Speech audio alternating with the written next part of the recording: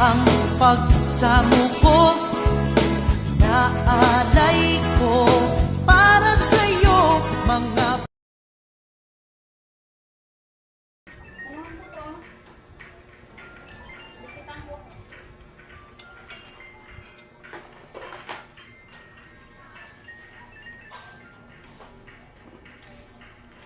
kumakain sila ng sampurado mga guys. Ating bilang bulilit mga guys. Kaway kaway baby care. Say hi. Ay ayaw mag hi. Hello mga fans. Kina. Kumakain ng sampurado habang nanonood siya mga guys. Panood niya mga guys. Paubos na, ang galing. Paubos na sampurado niya. Si Tito naman, ang bagal ni Tito kumain. Ha? Masarap dito. Yun o. Bebe, masarap. Yun o. Galing talaga ni Lola magluto, no? Yan mga guys, pumasok ng pusa natin mga guys. Magkano yun, Han? 5 piso ata sa isa. Dala ka lang sa ano. 5 piso ata na may size. Nagsasayang na si Mrs. mga guys. Pero pabili niya ako ng glow stick na 5 piso daw yata na may size. Okay, what's up? Ito mga guys, luto time na naman tayo. Yan. Anong tawag ng isda na to, Han? Anong tawag ng isda na to? Basta isda. Yan mga guys, oh. Luto tayo ng basta isda, sabi ni Mrs. Yun naman ang bati ho.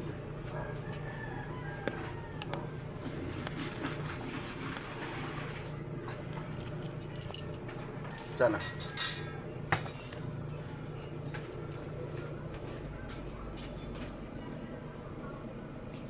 Bati daw mga guys.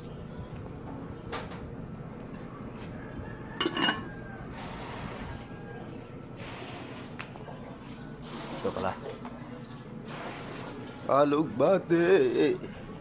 Haluan natin ng alugbati. Ang ating tinulang isda mga guys. Yan.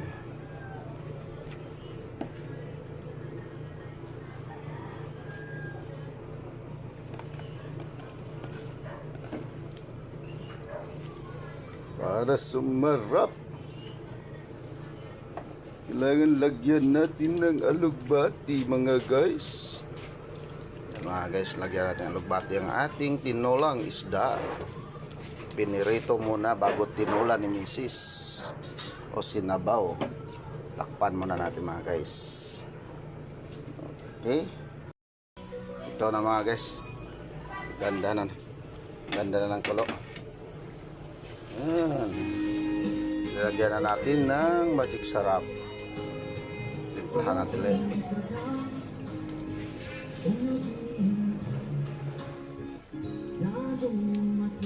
Okay na. Okay ang lasa mga guys. Antayin natin na maluto yung alugbati. Naglalaban na naman si Mrs. Ayan, ikot ng ikot. Washing natin mga guys. Ang dinanas ko ilang bisis. Yan mga guys, nakasounds pa si Mrs. Lugbate, kakalagay lang. Paano wala pa?